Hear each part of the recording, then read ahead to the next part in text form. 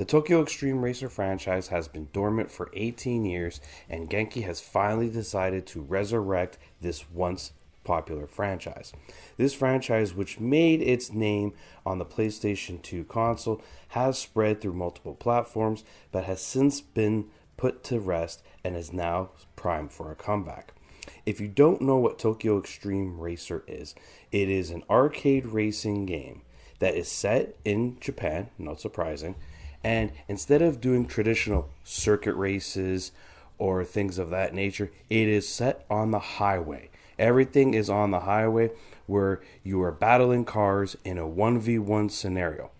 Unlike other arcade racing games where you have a set start and stop line or a finish line, in this game particularly, the way this franchise works, there is no start line, there is no finish line. Instead, the way it works is you will open the map, pick an entry point for the highway, and enter the highway as like an open world. You will then approach any car of your choosing, flash your high beams, and begin the race. And the race doesn't end via a finish line.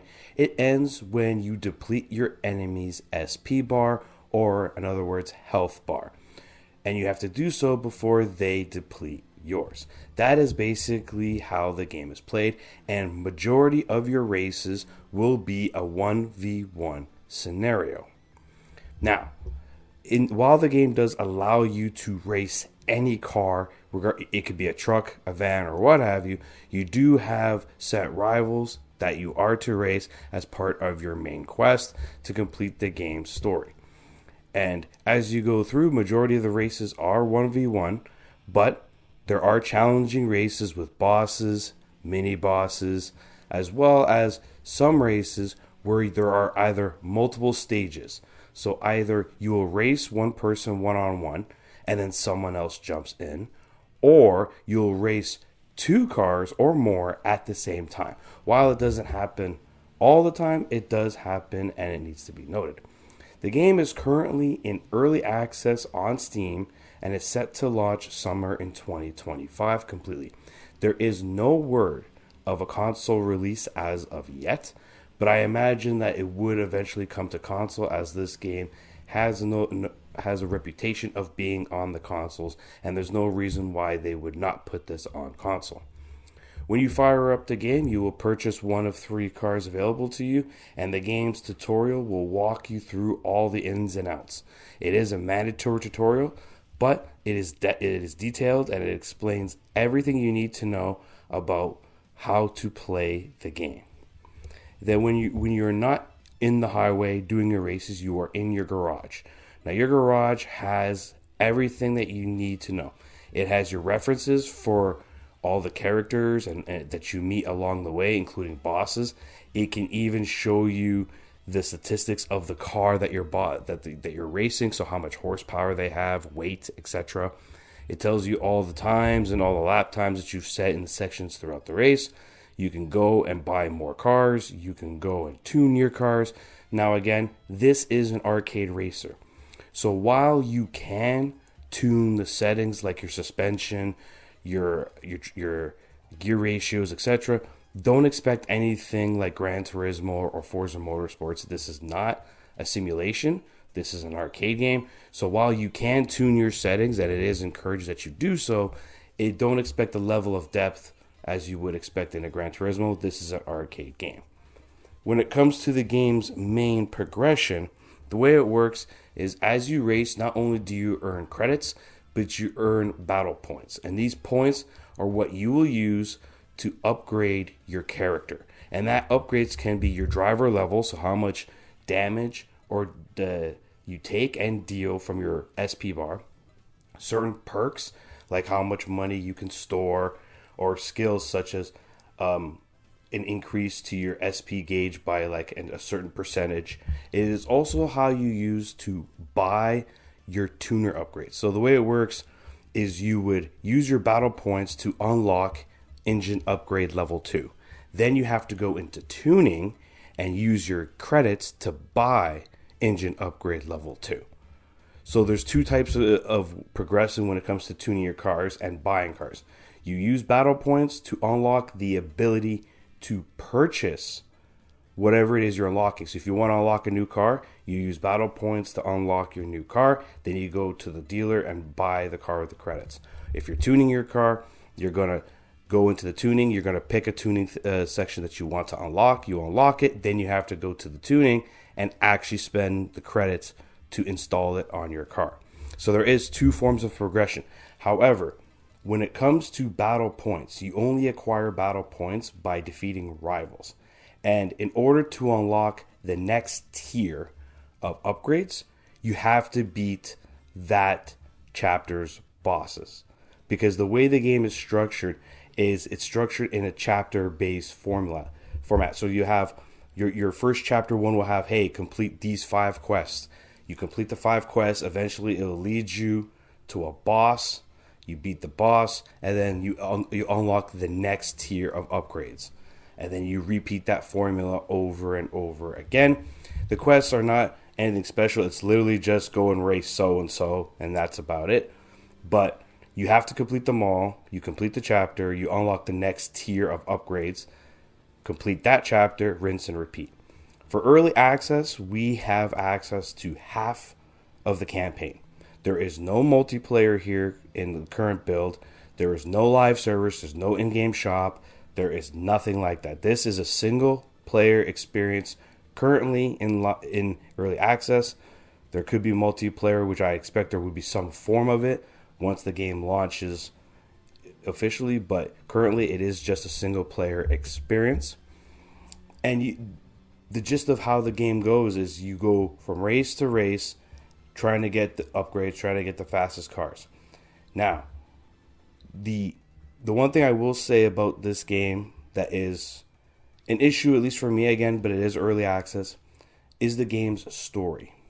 So all of the characters that you meet in the game's story, whether it's in the garage or you go to one of the parking areas on the highway to refresh your car, replace your tires, your nitrous, etc., the characters are all black and white silhouettes. They don't even have a face. Granted, this can change when the game is fully launched. This is early access. But it lacks character. So they'll have like weird names for the characters. And it's just like, even for the bosses that you encounter, it's like they want you to have a meaningful conversation with a boss that you have just beaten. But it's a faceless figure. And there's no real connection there. And then what makes it worse is that the story itself, let's be real, it's not a good story. You're not playing this game for a narrative experience. You're playing this game to have a fun arcade racer on the highway. That's pretty much why you're playing it. So the story is not good. If you're looking for a story, that's not here.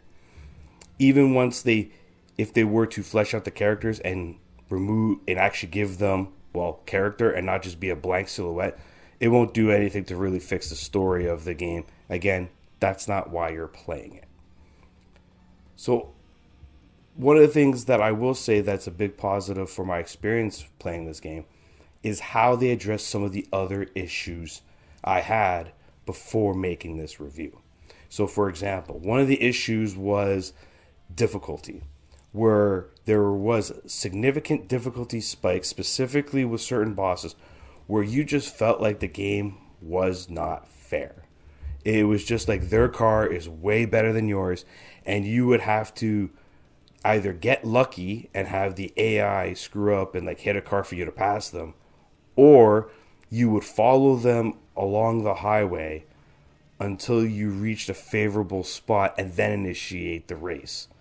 It was a very turbulent system, and even then, for you to beat some of like the later bosses, you needed to use a very specific car, which is not very friendly to how people should be able to beat the game with whatever car they feel like doing. Thankfully, they fixed this. They fixed this because there was a patch towards the end of my playthrough where they adjusted when things unlocked from the tuner category, allowing you to make your car faster for the same areas, therefore, in turn, making those bosses easier. So they are listening to the community, they are adjusting, and this is one of the issues that I had was the difficulty scaling. That has now been addressed and is no longer an issue, at least for me. Another one was When you're racing a rival, sometimes a rival would veer off into the wrong direction that you chose when the road splits. You'll reach a fork in the road and you have to go left or go right. You might choose right, and then your rival would go left, and then that would just end your race. And it would be a draw. It wouldn't count as a loss, but it would be a draw. But the issue is if you use nitrous oxide in that race to try and beat that rival, well, now you don't have the nitrous oxide to redo it. You have to either turn around, go the wrong way in the highway, meet up with them and try again, or you have to exit and then come back. They fixed this. They fixed this because now when you're racing a rival, if you reach a fork in the road, the game will tell you which way the rival is going. So then you just choose that way, and then you'll never have to run into the issue of the AI just veering off away from what you would want them to do and not ruining your race, especially if you're winning. So because it is an early access, they are addressing some of the major issues that I had with the game. Presently, the only issue I have with this game is, well, the faceless characters and horrible story. But again, you're not playing this game for a narrative experience. You're playing this game for a fun arcade racer, and that's what this game delivers. A fun arcade racer that stands out on its own, plus giving players such as myself the nostalgia of the arcade formula that was once present during the PS2 days of when the games were being made. So if you are a fan of the franchise, I definitely recommend checking this out. It's very, very, very good. If you've never played Tokyo Xtreme Racer, I highly recommend that you do. This game is very fun and addicting. There are people out there who are on their 4th or 5th playthrough. It took me about 15 to 16 hours to beat the end game boss of the early access before I was basically cut off for progression. But overall, this is a fun experience. I highly recommend it to new players, to older players. Definitely look out for Tokyo Xtreme Racer. This could be one of the best racers to come out this year, bar none, 100%. I have a blast playing it. I highly recommend it. In the early access version of the game, I'm giving Tokyo Xtreme Racer a 9 out of 10. This is Veteran Gamer, and I hope to see you guys next time.